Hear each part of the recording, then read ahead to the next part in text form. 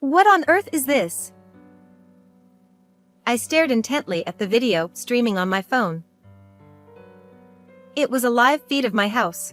Specifically, my bedroom.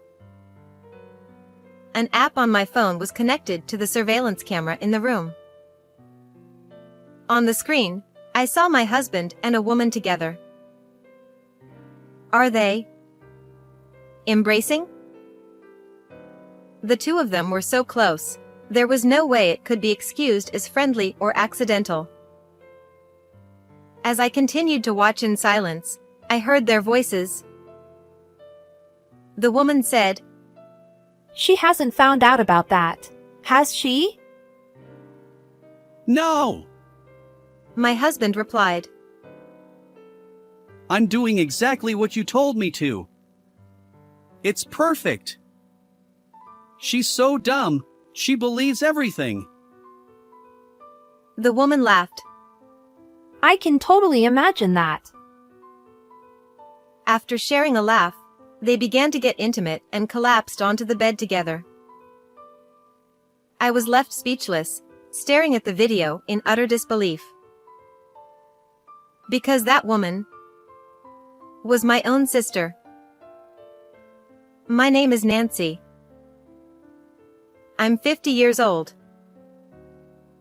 I've been married to my husband, Jason, who turns 55 this year, for 20 years.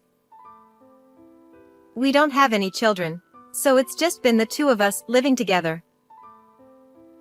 Since we both worked, we had a comfortable lifestyle, but that all changed about 10 years ago. Jason was diagnosed with early-onset dementia. At first, it was just small mistakes at work, so I never imagined it could be dementia. But as time went on, the mistakes became more significant. He would forget the dates of important meetings with clients or even how to do his job. Eventually, it became impossible for him to continue working.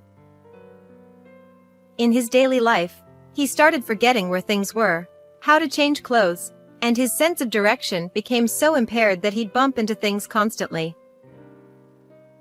There was even a time when he left a kettle on the stove and almost caused a fire. So, we turned to my sister, Amy, who runs a care facility, for advice. She recommended a hospital where Jason underwent tests, and it was there that he was diagnosed with early-onset dementia. Jason retired from work, and now we have a caregiver sent from Amy's facility who comes every other day, while he spends his days in home care. As for me, I've become the sole breadwinner, working hard every day. Nancy, how is Jason doing?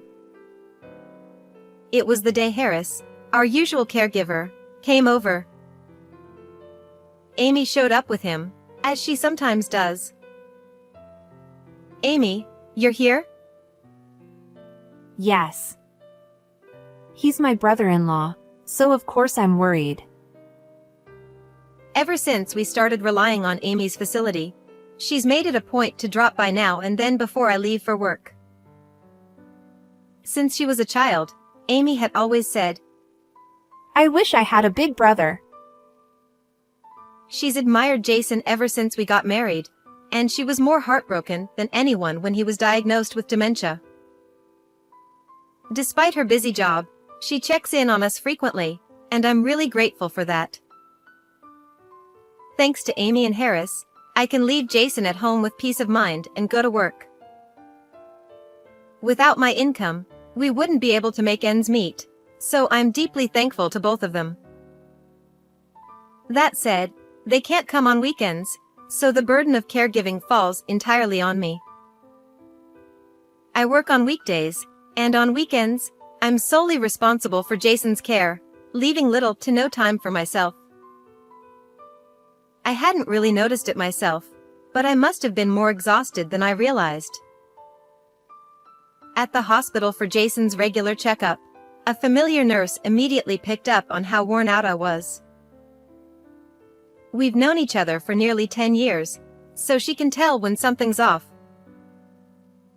Nancy, I know it's tough taking care of your husband, but you need to find some time to rest by yourself.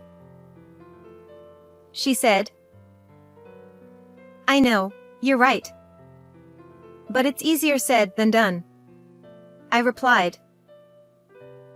I could probably ask Amy or Harris for extra help if it came down to it, but I didn't want to burden them any more than I already had.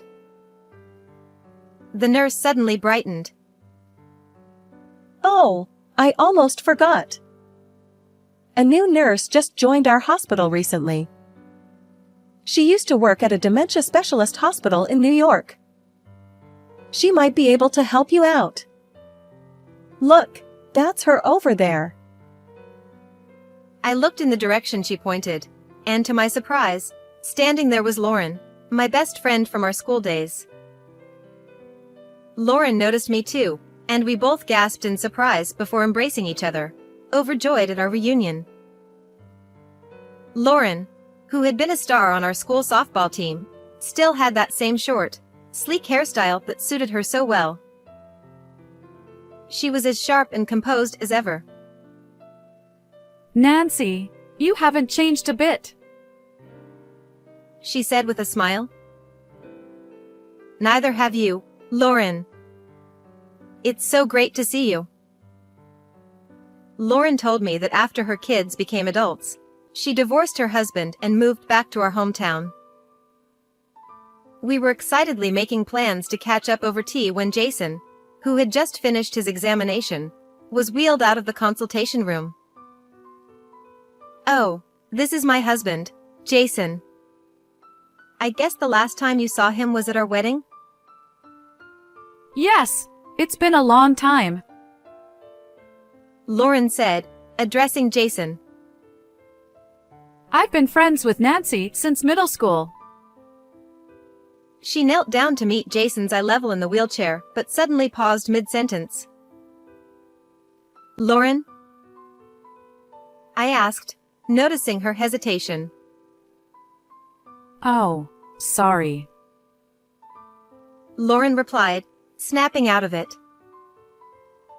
Jason, we met once at your wedding. Is that so? I look forward to your help. Thank you in advance. Jason said with a cheerful smile, bowing his head. Lauren watched him with a somewhat curious expression that I couldn't quite place. Realizing I was puzzled, she quickly stood up and smiled at me. I've taken care of many patients like your husband, so I might be able to offer some advice. I'm sure I can help in various ways, so don't hesitate to reach out. She said.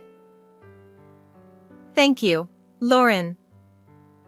I'll definitely take you up on that. I replied. We waved goodbye, and after that, I ended up seeing Lauren quite a bit, whether it was to pick up Jason's medication or when he wasn't feeling well. Each time, she looked at me with a concerned expression, but I pretended not to notice and just let it pass. A few months after reuniting with Lauren, I was at the hospital with Jason for one of his checkups. After Jason was called in for his examination and went into the room alone, I heard someone call my name. Nancy. It was Lauren, her expression slightly more serious than usual. Lauren? Is something wrong? I asked. Jason just went in for his test, right? Do you have a few minutes? She asked. Sure, I have some time. I replied, a bit puzzled. Lauren led me to a counseling room. Nancy, how is it going with taking care of Jason? She asked. You're worried about me? Thanks for that. I said, giving her an update on Jason's condition and how the constant care was starting to take a toll on me. Lauren listened intently, and I assumed she was concerned about my well-being. But then she began. Actually, Nancy. What she said next left me in disbelief. Lauren started by explaining that about a week before we reunited, she had seen my sister Amy walking through town with a man. While she knew Amy's face well, the man seemed vaguely familiar to her. I called out to Amy, and she introduced the man as her boyfriend. Lauren continued. When we met at the hospital that day, I suddenly realized that the man I saw was your husband, Jason. I was so shocked. I didn't know what to think. She said. That explains the strange look on your face at the time, but... I trailed off, trying to process this. Lauren had seen Amy and Jason together a week before our reunion, yet Jason hadn't seemed to recognize her at all during our meeting. Lauren explained. Back then, I still had longer hair, down to my shoulders, and I was wearing glasses. I looked quite different from how I do now. That might explain why Jason didn't recognize her, but still. There's something else that's been bothering me. Lauren added. She mentioned that Jason's behavior at the hospital struck her as oddly unnatural for someone with dementia. She had encountered people faking dementia in her previous job at a specialist hospital, and Jason's behavior resembled that of those pretending. The man I saw walking with Amy in town was striding confidently, speaking clearly, and seemed perfectly healthy. Lauren said. Could it be a case of mistaken identity or a mix-up? I asked. I don't think so. Lauren replied. Jason has a distinctive tear-shaped mole under his right eye, doesn't he? The man with Amy had the same mole. I'm sorry if this sounds inappropriate, but he had a certain charm about him that was hard to miss, even for a man. Realizing how her comment might have come across, Lauren quickly apologized, but she was right. Jason did have that mole under his eye. It's not the kind of feature you'd easily find on someone else.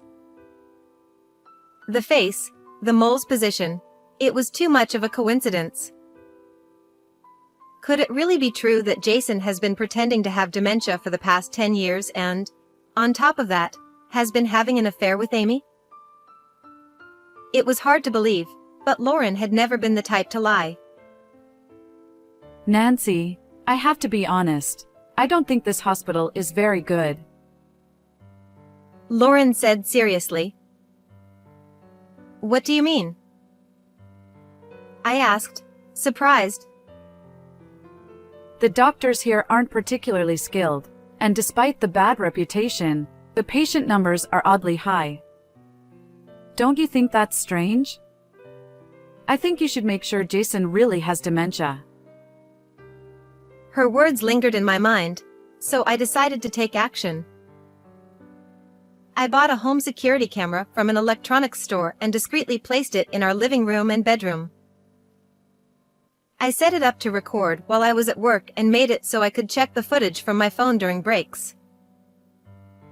When I reviewed the footage, I was stunned. Jason's behavior was completely different from how he acted around me.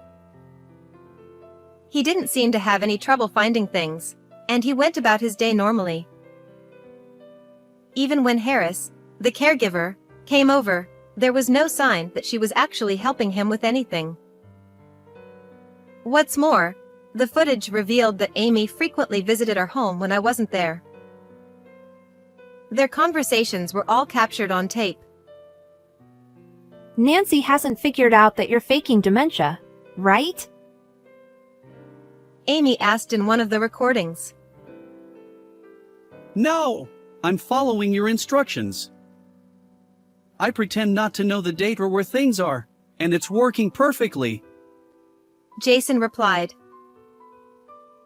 I think it's also good to act like you can't write or to try going outside at night, pretending it's daytime. Nancy is so trusting that she'll never catch on. Amy added.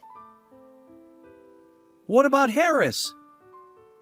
Are you sure she won't spill the beans? Jason asked. She's fine. She's a divorced single mother who needs the money, so I've been paying her a little extra to keep her quiet. Amy assured him.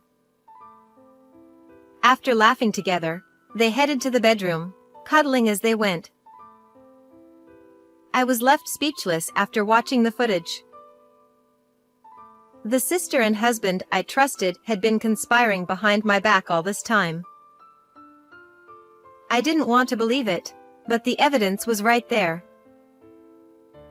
Feeling lost, I didn't know what to do with this devastating revelation. A few days later, I decided to confront Harris, the caregiver. I reached out to her, and she agreed to meet with me on Saturday. When I visited her apartment, I showed her the footage.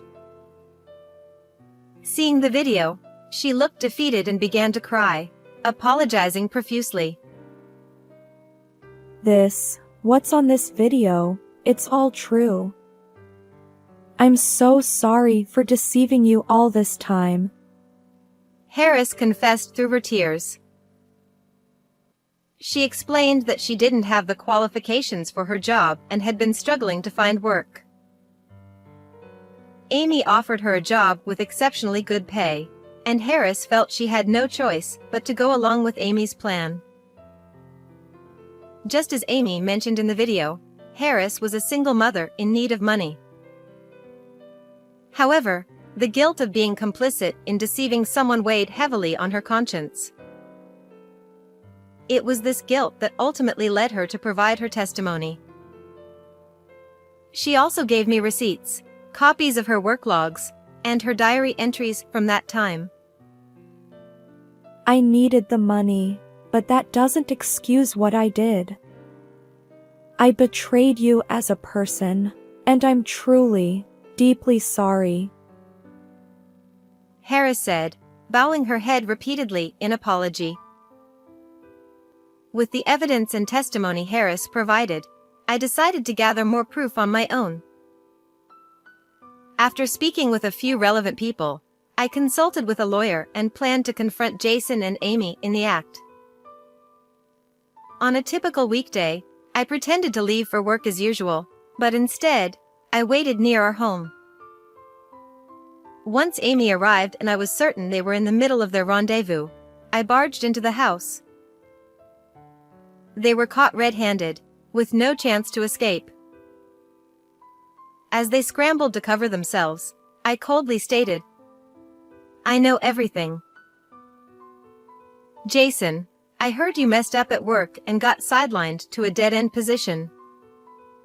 You were so fed up with the job that you didn't want to bother anymore, didn't you?" I said, repeating what one of his colleagues had told me. Jason, looking panicked, began to confess. It wasn't my idea. Amy came up with the plan. She said I should pretend to have dementia so Nancy would take care of me. We could meet whenever she was at work. It was all Amy's idea. Harris was just there to create an alibi. Amy hired her. Jason's tone, as if he was trying to pin all the blame on Amy, made her snap. She started shouting hysterically. You've got some nerve. You were totally on board with the plan. Now you're trying to wriggle out of it by putting all the blame on me? You're a coward! Amy screamed. Shut up! You were the one who wouldn't leave me alone. I just did what you said. Jason shot back. As they stood there, stark naked, hurling insults at each other, I felt my heart grow colder. I couldn't stand to be around them any longer. That's enough. Both of you, get out. Now. I yelled. I dragged them to the living room window and threw them outside. I also tossed out their clothes and Amy's bag, then slammed the window shut. They pounded on the glass, pleading with me. Let me in! Jason yelled. Please, listen to me. Amy begged. But I ignored them, pulling the curtains closed. When they still didn't stop pounding on the glass, I sent them a message on WhatsApp. Shut up. If you don't want me to call the police, disappear. Suddenly, everything went quiet. Over the next few days, Jason and Amy kept coming to the house and bombarding me with WhatsApp messages. Fed up with their persistence, I decided to put the house on the market and move into a short-term rental. I had already transferred the house, which was originally in both of our names, into my name alone when Jason was diagnosed with dementia. Since Jason had retired, he no longer had the means to pay the mortgage, and I figured it would be a hassle if a dementia patient had any decision-making power in the event of a crisis. So I made the change preemptively. The house sold for more than I had expected, and combined with the savings I had secretly accumulated, I was able to purchase a condo. I didn't foresee this kind of situation when I made those decisions, but looking back, I have to say, good job, me. I divorced Jason and, while I was at it, demanded a hefty amount of alimony from both him and Amy. Whether or not Jason had the ability to pay was irrelevant. It was my way of saying, this is what you both did to me. I will never forgive or forget. Now, let me share some updates I heard through the grapevine. After our divorce, Jason remarried Amy, and they now live in her house. But apparently, things aren't going well between them. I imagine they were only driven by the thrill of their illicit affair. Marriage is different. It's not just about being lovers. When you live together, the good and the bad start to surface. You have to accept, acknowledge, and sometimes turn a blind eye to those things. But for those two, who got caught up in the excitement of their affair and then hastily remarried, that's probably too much to handle. Even if they wanted to separate, they have nowhere to go. Both of their parents have passed away, and the house Jason and I lived in is long sold. Jason has no place to return to now. With no other family to rely on and no escape, they're stuck with each other. Honestly, I couldn't care less, but if I had to say it, serves them right. As for Harris, her testimony led to Amy's facility losing its certification and eventually being shut down. It seems the business hadn't been profitable enough to repay the bank loan she took out to start it. So, in addition to the alimony she owes me, Amy is now deep in debt. That's a fitting price to pay for stealing her sister's husband. The quack doctor who gave Jason the fake diagnosis also faced consequences. After the scandal broke, most of the staff, except for Lauren, quit, and the hospital eventually went out of business. It turns out that the doctor had been taking on requests from some shady sources, issuing fake diagnoses like the one Jason received, in exchange for patient referrals. That's how this doctor, despite lacking any real skill and having a terrible reputation, managed to attract so many patients. After uncovering the truth, I realized how ridiculous the whole situation was. But I also had to acknowledge my own fault for blindly trusting what my sister and that quack doctor had told me. According to Lauren, I'm too trusting and tend to believe whatever people say. I don't like being suspicious of others, but I've learned that I need to be more discerning and think things through more carefully from now on. That's been my ongoing reflection lately. Speaking of Lauren, she recently landed a new job at a large general hospital in the neighboring town. They recognized her experience working in a New York hospital, and she's already earned the trust of her colleagues, allowing her to work freely and comfortably. Through Lauren's recommendation, Harris also started working in the hospital's cafeteria. Wow, how cute! Lauren exclaimed, her eyes lighting up at the sight of the puppy playing with a ball in front of her.